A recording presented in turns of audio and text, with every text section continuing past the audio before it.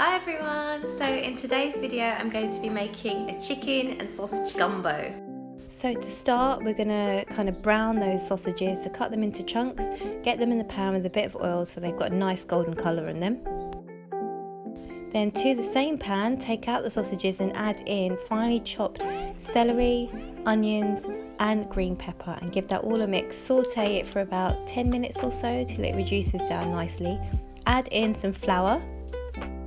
To the mix add in some Cajun spices, so if you've got like about a tablespoon of that, just mix that all in.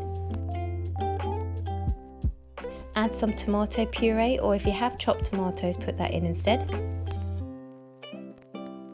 Mix it all up and you have a lovely like roux of vegetables, and that flour is just cooked through, so when you add the liquid in it will make it into a lovely thick glossy sauce.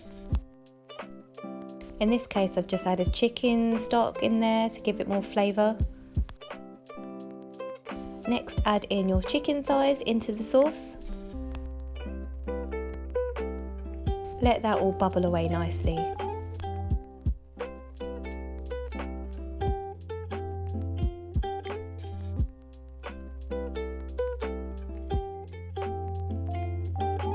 I've let that cook on the hob for about 15-20 minutes or so the chicken's not fully cooked through, and next we're going to add in the sausages. So I've got my gumbo bubbling away on the hob at the moment, and I have fried off my lovely sausages there, and okra is all chopped ready to go into the gumbo with the chicken.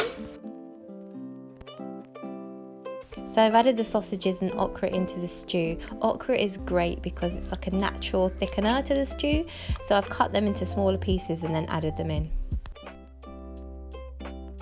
Give that all a really slow, gentle mix together, and that's going to cook together for another like 15 minutes or 20 minutes until the chicken is cooked throughout. So guys, this is a really quick gumbo to make at home when you haven't got much time. To make a traditional one, it does take a longer time, so you have to like kind of stir the roux to start off with, and that makes the base of the sauce.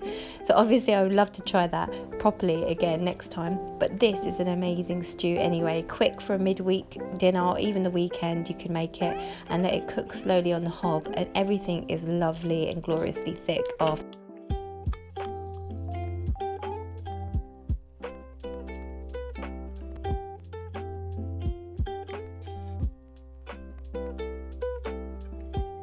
Thanks for watching. Please like and subscribe for more videos coming up soon.